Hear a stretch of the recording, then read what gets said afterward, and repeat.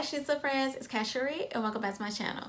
If you are new, welcome. I am Casharee and here on my channel you will find all things related to hair, nails, fashion, lifestyle, and things of that nature. So if those sounds like some things that you're into, make sure you hit that subscribe button down below and join the Cashanista fam.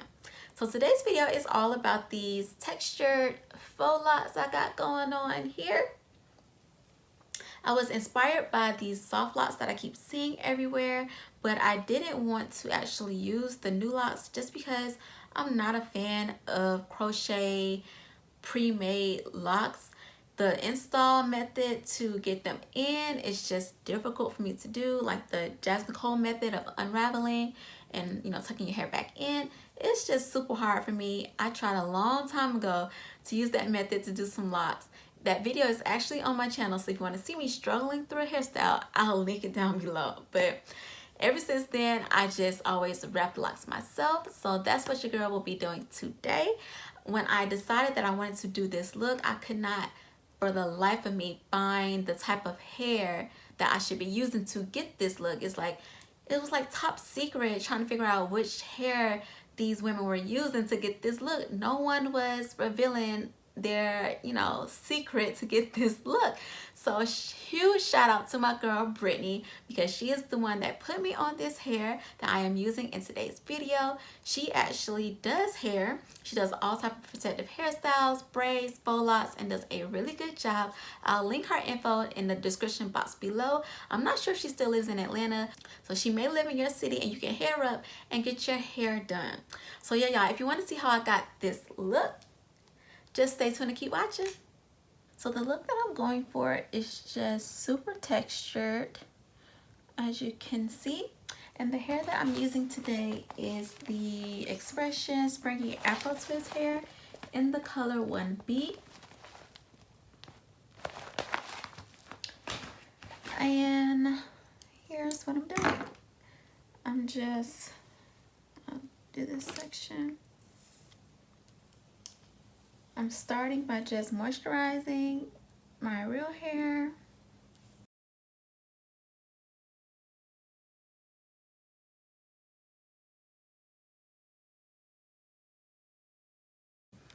Okay, now I'm going to start by braiding my real hair, only like an inch or two down.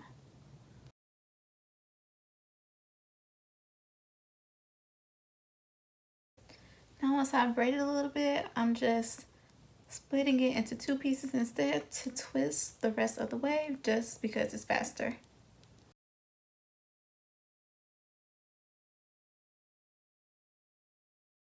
Now the hair comes easily separated already in pieces of hair like this. You can see it has like the little curls on the end of it. So what I've been doing is just splitting one piece in half and working in twos like this. So because I'm doing these super long, like I'm doing them waist length, so they are super duper long. And to make sure I get the length that I want, once I split it, I just tie it together. So I take the ends and just tie them together.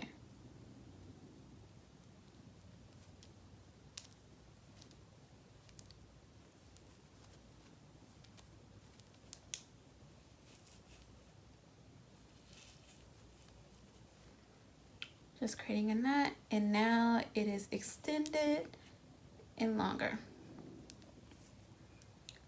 So because the hair is all fluffed out, to make it easier to place on the crochet needle, I'm just gonna twist it a little bit. Right there. Get my crochet needle and stick it through.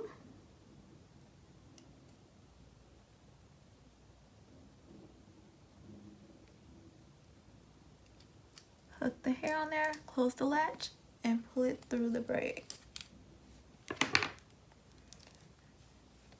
Now I'm just gonna pull one side all the way through so that the hair is in there, like this. Now I just adjust it to the length that I wanted. So I just pull this side to get it to be the length that I want the hair to be, and it's about right there for me. So it's usually looking like this to get the length, waist length. So after I do that, I've already split another piece in half, and I take a half of the piece. I hold all this hair together. I place this extra piece a little bit to add to this hand, and I'm going to use this piece to wrap. So I'm just holding that in place and wrapping around the base 4 times.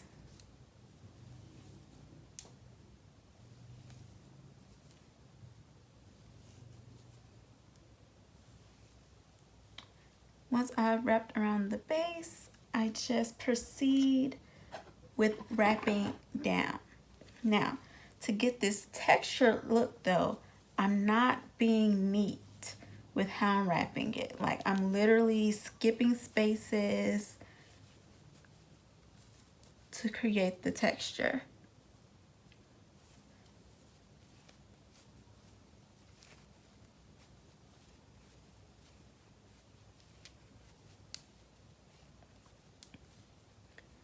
Now for me, since I'm only using the dark hair and I do have this blonde, I have been trying to, once I get to this part, I can't really skip much because I really do want to cover up my blonde.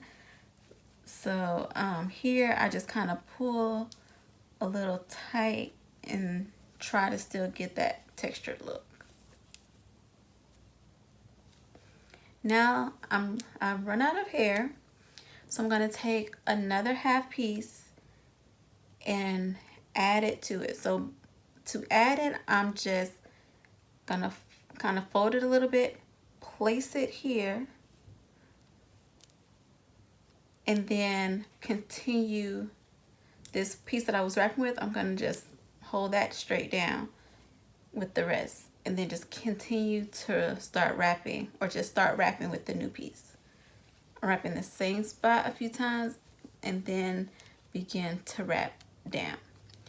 Now when you add the hair in, you want to make sure that you are continuing to wrap in the same direction that you were originally wrapping in, because if you don't, I messed up like a few times not paying attention. If you don't, you will start to unravel the top part of the lock, which of course you don't want. So make sure when you add your extra hair, you are always still wrapping in the same direction.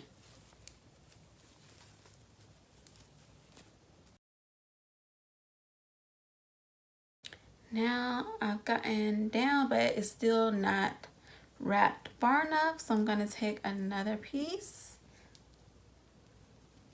and do the same thing as before. Place it there, add this little piece that I was already wrapping to, just hold that with the rest of the hair, place it there, and just start wrapping again.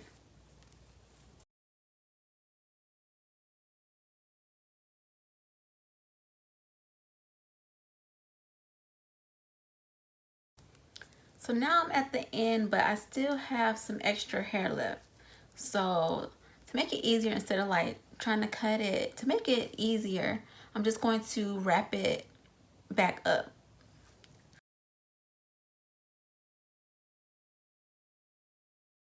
Now this part is really optional with this hair, because this hair does a really good job of like tangling on itself. So I'm not worried at all about it unraveling really, because, and I learned the hard way by messing up on a lock and having to take it out and redo it, and I was like, it was really difficult to take it out. Like I noticed that the hair really, you know, wraps on itself and sticks. So this part is optional, but I've still been doing it. Taking some nail glue, tapping it on the hair, and then the little bitty piece that I have left, just wrapping it on top of the nail glue.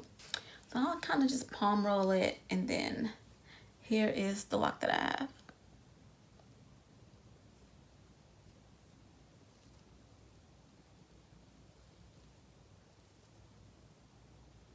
So for the ends, I have all this extra hair.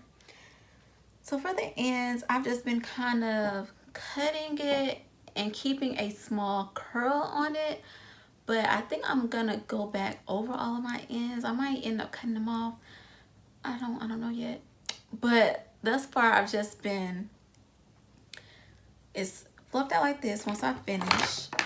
So I'm just gonna cut it some, but not all the way. I'm just cutting it like at an angle. So it's leaving this little short puff, and then I'm taking my finger and just coiling it. Like I said, I might go back and just cut it off, but I don't think I want the blunt ends. That's why I've been doing it this way, but I'm unsure at this point, guys. I ain't gonna lie. I'm not sure what it's gonna look like once I finish, if I go back and cut them. But yeah, I've just been coiling it like this on the ends, but like I said, I'm not sure. So yeah, that's just the method that I'm using to get it all textured. So I only have a few more to go. Finally, almost finished. And I will be back in a minute. I'll just show y'all without talking. Oh yeah, and by the way, I am doing all finger parting just because I prefer finger parting with my locks opposed to using a comb and making them super uniform and box parts. So yeah, my parts are just free form with my fingers.